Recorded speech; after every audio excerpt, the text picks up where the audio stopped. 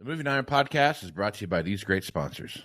Are you looking to value your equipment more accurately, target the right buyers and close more deals, reach your ideal customer? Then look no further. Fusible isn't just about ag data, it's about action. Our best-in-class solution empowers you to value your equipment accurately, make informed decisions, and find the perfect prospects. Ignite your dealership's growth at fusible.com/movingiron-podcast. Out in the field, every decision counts. You wouldn't plant without testing your soil, so why would you prospect blind?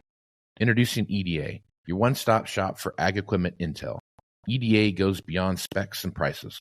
You get deep dive data on every piece of equipment like UCC filings that help track ownership changes and uncover potential sales leads. D&B firmographics, which help you understand the financial health and buying power of potential customers. Market trends that help you stay ahead of the curve, and insights on equipment demands and pricings. With EDA, you're not just looking at data, you're seeing opportunity. Find the right buyer, sell smarter, and build lasting relationships. Visit edadata.com for your free demo and unlock the power of knowledge. For over 80 years, Iron Solutions has been your go-to data source for ag dealers, lenders, and manufacturers. Get powerful appraisal and value forecasting tools that fuel profitable decisions anytime, anywhere. Get your free demo at ironsolutions.com. Iron Solutions, confidence in every click. Today, there are many ways to finance ag equipment, but nobody delivers simple, fast, or flexible financing like AgDirect. Learn more about your options to buy, lease, and refinance equipment at agdirect.com. Valley Transportation has been hauling ag and construction equipment across the country for the past 33 years. Call Parker at 800-657-4910 for all your trucking needs. At Valley Transportation, our goal is to help you reach yours. When you partner with Axon, you immediately gain access to a full range of products and solutions designed to meet the complex needs of today's grower. We carry all major brands and sizes of tires and wheels. We specialize in large diameter wheels for large equipment. We have one of the largest OEM replacement wheel inventories in North America. Known for extreme flotation setups, duals, and triples, we have wheels for all makes and models of tractors, sprayers, combines, and grain carts. If we don't have the wheel in stock, we'll custom build, sandblast, and paint in-house. There isn't a more vast inventory in North America dedicated to helping dealers move more iron. With facilities on the West Coast and in the heart of the Midwest, leverage our 230,000 square feet of indoor inventory to solve any problem a grower may have. Move more iron with Axon.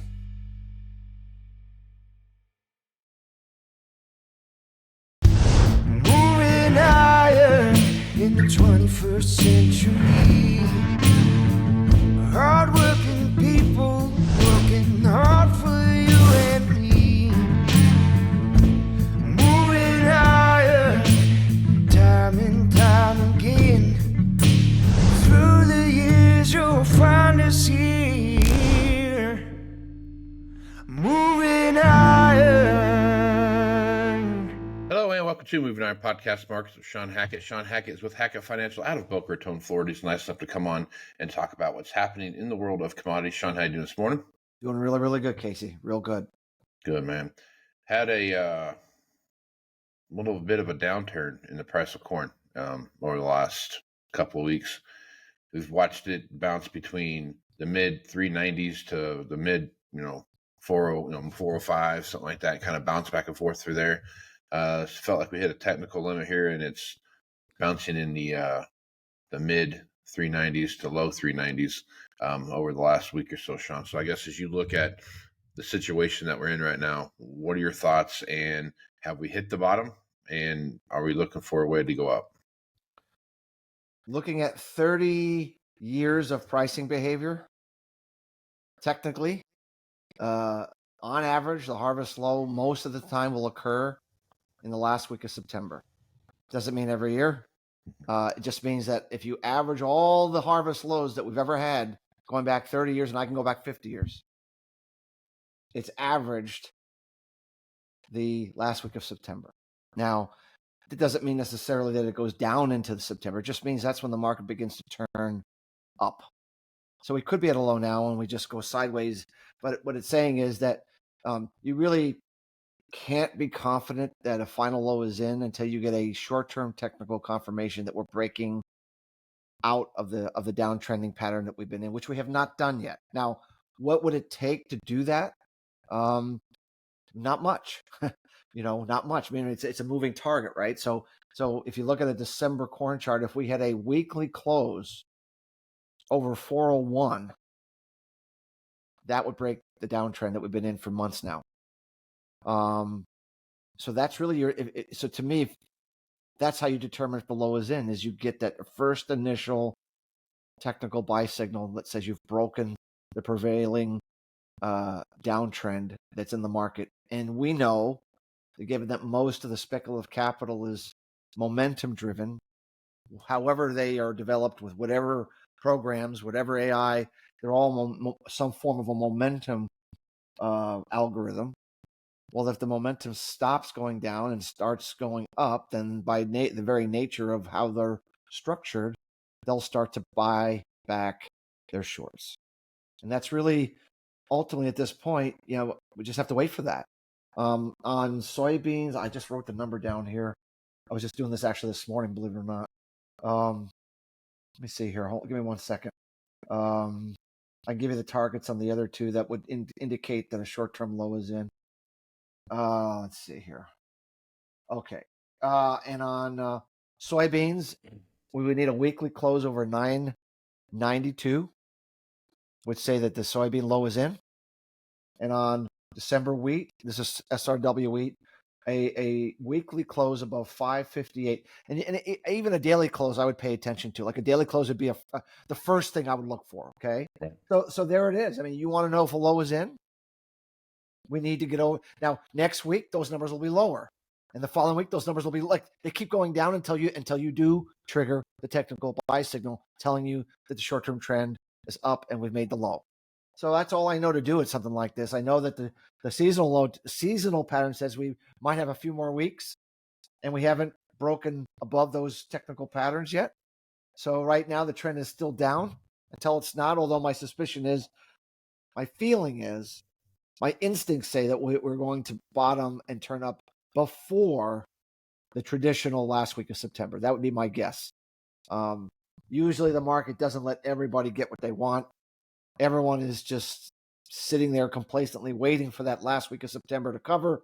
And usually the market will do something to trip everyone's strategy and get them to do something or get caught or surprised by something. So my guess is we'll break up before the last week of September. But really, at the end of the day, that's ultimately what we're looking for here, Casey, on when is the low in. And then once the low technically is in, then we can try to look at, well, what kind of upside do we have? What's driving the market? Is it weather? Is it geopolitics? Is it the dollar? Is it something? Is it demand? What's going on here? Yep. All right. So as you're looking at, let's talk about demand here a little bit. So as you're looking at the demand situation that we're in, by all reports I've read, we're at the lowest demand for U.S. corn and soybeans we've seen in some while. As you look at that, Shawn, we've talked about balance sheets on here before as to what the corn, even though we're going to have a higher yielding corn crop than we've seen in probably ever, and one of the biggest crops ever, the amount of corn that actually got planted is lower. I guess so. As you're looking at demand and where we're at, balance sheets, still a lot of 23 corn out there that hasn't been that's still in bins. So I guess as you're looking at that, Shawn, what are some of the ebbs and flows you're seeing here in those balance sheets and demand? Well, I think the most important thing is we can have whatever the USDA says we have 2.1, 2.2 billion bushel carryout. Doesn't mean all those bushels are for sale at 390. Exactly. Yeah. Everyone thinks, well, some of it is, but how much? Assuming that number is correct, and I don't think it's correct, I think it's too high. But assuming that number is correct, how much of that corn is actually for sale at 390 futures minus the basis? How much? No one knows for sure, but I think it's a lot less than people think. Meaning, last time I checked, we had record farm income and record profitability in 21 and 22 for farmers. Yeah. So I really don't think most are in dire straits unless they did some really stupid spending. Some did, of course, but in the margin, I don't think most did. I think most actually can stick it out. Sure, there's always needs to be some that get sold, but I think there's going to be a lot less available at this price level. Now you get a rally of 30 cents or 40 cents. Well, now a whole much more of it is available, right? So demand, the export demand is the bright spot for the grains. We've seen some very strong numbers because of the lower crops in South America, because of the lower of corn and the lower crops in Russia, Ukraine for wheat.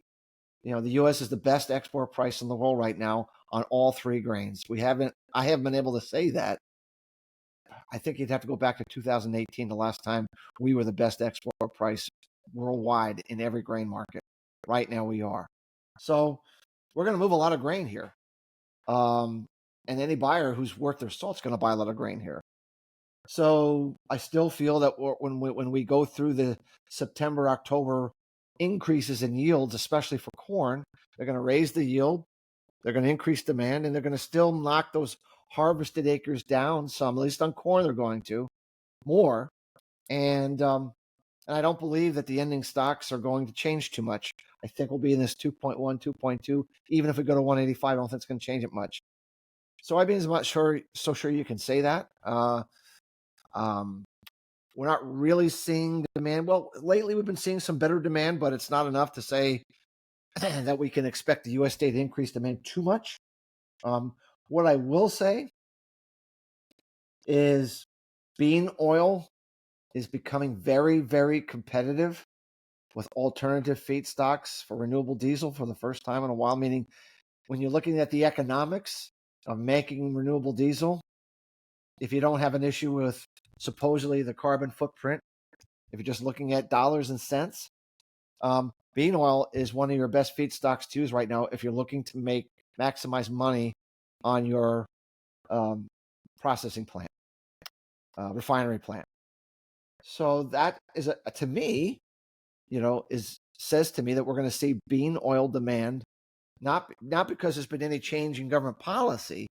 It's just that the parity or the economics support using more bean oil right now versus using alternative oils. And to the extent that increases the demand for bean oil and increases the price for bean oil, and then by very nature increases the need for a little bit of a higher crush to make more bean oil.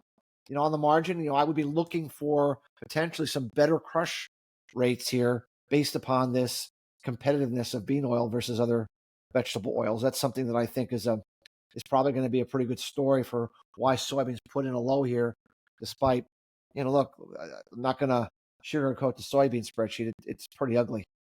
But if the demand is strong enough and the farmers are stubborn enough, it doesn't mean we have to go a whole lot lower, but it may mean that we need to spend a lot more time, at least for soybeans, at a lower level to soak up some of this oversupply. Where in corn and wheat, I don't believe we because demand's already dynamic and because the supplies overseas are already so tight, I don't think we have anywhere near the need for as much time to sop up U.S. supply. I think that will be done much more quickly. So the way I envision this whole grain complex situation is, the wheat market should be the first one to go up and lead, and then the corn market should follow behind it, and then as we get into October, the soybean market then comes in behind it, especially if we can develop a weather market for this 1 in 100-year drought. Meaning, the history says this, Casey. Whenever we've had planting delays for soybeans in Brazil that has gone that exists by mid-October, it means that the overall planting for soybeans is going to be late and that yields are going to be compromised because of that late planting.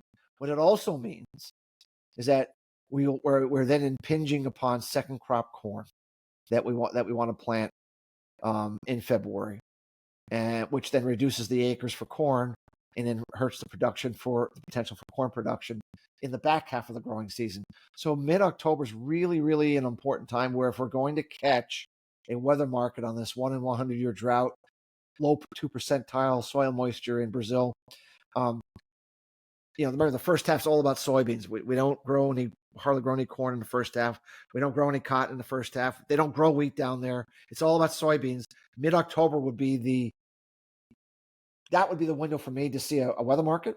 And historically, harvest lows in soybeans is the first week of October. So October, I think, is a big month. It's going to be very difficult for soybeans to rally much unless the Chinese just buy it off. They just buy like incredible amounts from us, and decide that they're just going to buy lights out and surprise the market and overrun it with. And they have the ability to do that. I can't predict that, but the only way you're going to get the soybean market up off the tarmac prior to October, in my opinion, is you need the Chinese to come in and overrun the market and take the supplies that are available here, just take it off, just buy it off. The great grain robbery too, instead of being Russia, it'd be China doing it. So that's kind of where I think we're at with the grains right now. So, okay. All right, so let's look at cattle real quick. You look at the cattle marketplace, you've seen some of the same kind of topsy-turviness that we've seen in the other marketplaces. You look at that, Shawn, what are your thoughts there? I'm really worried about the cattle market short run. It looks very heavy to me. We got hit really, really hard when we had the yen carry trade liquidation. We bounced marginally on the rebound that we've had, which you would have expected better. It's just acting very heavy to me.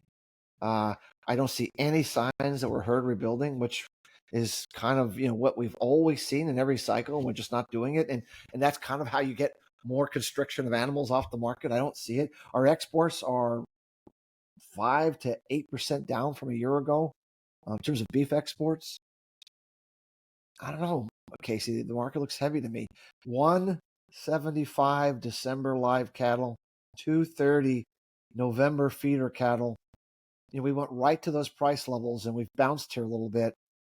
But if we don't hold those two price levels, then the technical chart really breaks down, and then you could have a much more protracted decline like the decline we saw from the fall of last year into the early part of this year. I would be suggesting that cattle producers need to be doing something to lock in prices here. I'm very worried about the cattle price going into the end of the year. I'm not saying it's a bear market. I'm not saying it's all over, but I'm worried about the price into the end of the year, and the prices are still very attractive. I would be certainly looking at any way that I can, get cash sales on the books or use some LRP, anything, which is the government subsidized program to put a floor into the market. I would find ways to lock in my profitable price into the end of the year. I just don't like what I'm seeing in the cattle market right now. All right, so let's talk about what you see happening in the hog market. Same thing there. You've seen some good run-ups here, early August, and kind of some stabilization. Now we're kind of seeing that topsy-turviness again. I guess your thoughts there. Well, certainly we're not looking at an expensive pork price. We know that. The pork cutout's very, very low. Nobody seems to want it because we talked about how there's a lack of flavor and whatever. But in the California situation, they don't want to buy pork from inhumane treatment of hogs, as they've defined it. But I mean, what I see here in the hog market is that we're not growing production. We're not going to grow production. There's no expansionary plans, but we have an oversupply.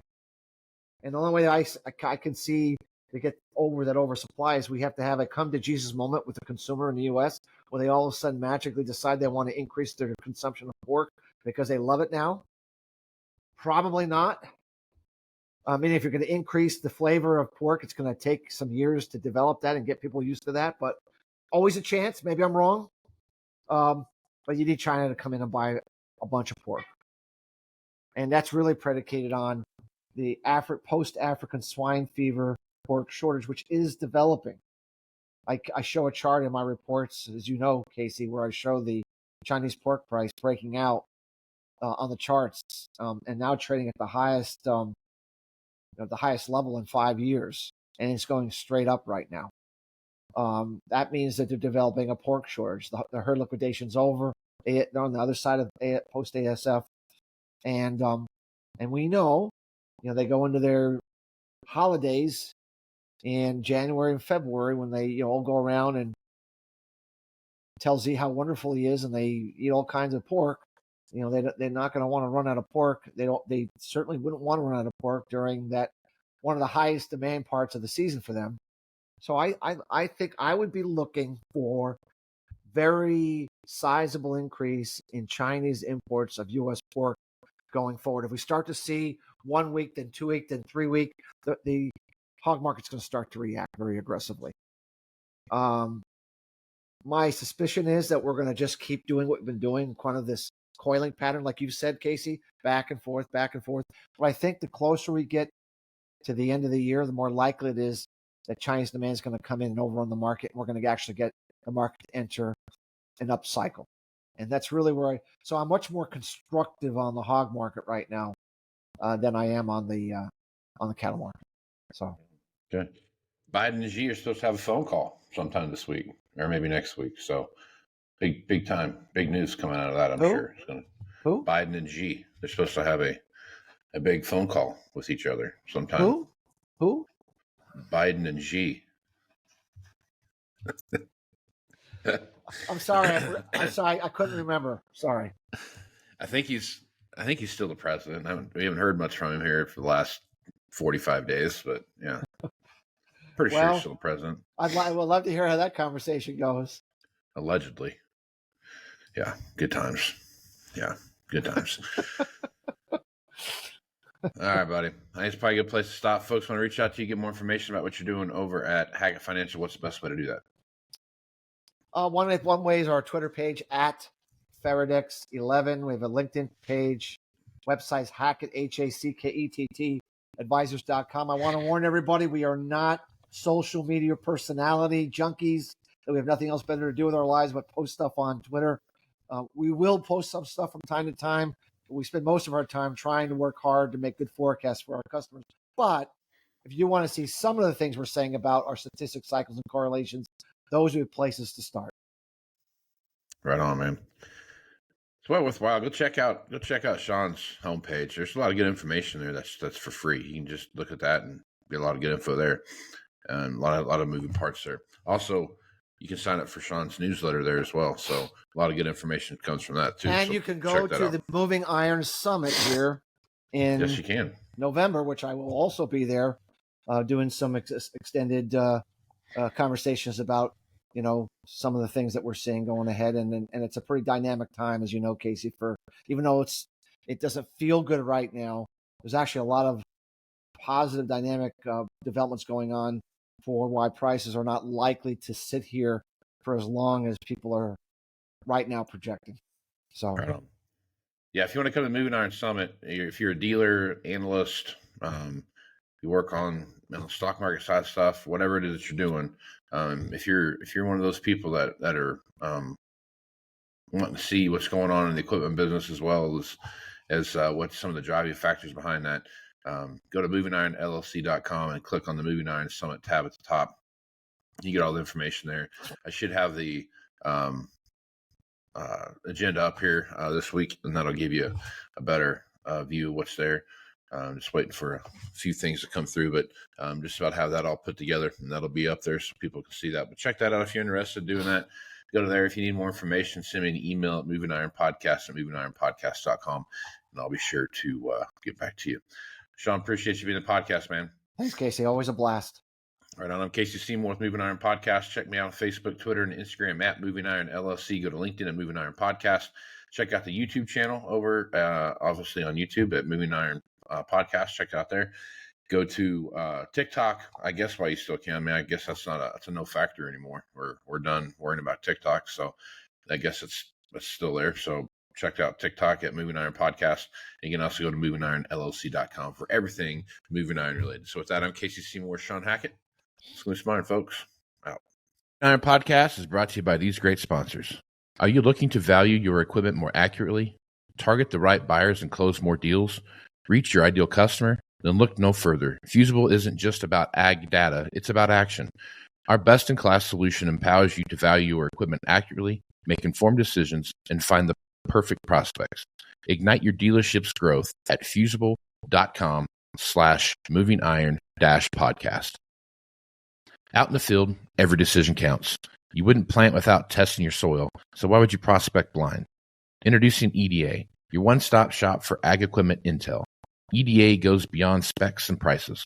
You get deep dive data on every piece of equipment like UCC filings that help track ownership changes and uncover potential sales leads. D&B firmographics, which help you understand the financial health and buying power of potential customers. Market trends that help you stay ahead of the curve, and insights on equipment demands and pricings. With EDA, you're not just looking at data, you're seeing opportunity. Find the right buyer, sell smarter, and build lasting relationships. Visit edadata.com for your free demo and unlock the power of knowledge. For over 80 years, Iron Solutions has been your go-to data source for ag dealers, lenders, and manufacturers. Get powerful appraisal and value forecasting tools that fuel profitable decisions anytime, anywhere. Get your free demo at ironsolutions.com. Iron Solutions, confidence in every click. Today, there are many ways to finance ag equipment, but nobody delivers simple, fast, or flexible financing like AgDirect. Learn more about your options to buy, lease, and refinance equipment at agdirect.com. Valley Transportation has been hauling ag and construction equipment across the country for the past 33 years. Call Parker at 800-657-4910 for all your trucking needs. At Valley Transportation, our goal is to help you reach yours. This podcast is proudly provided by Axon, helping dealers move more iron for the past 100 years. Find out more at axontire.com. Move more iron with Axon. Moving iron in the 21st century.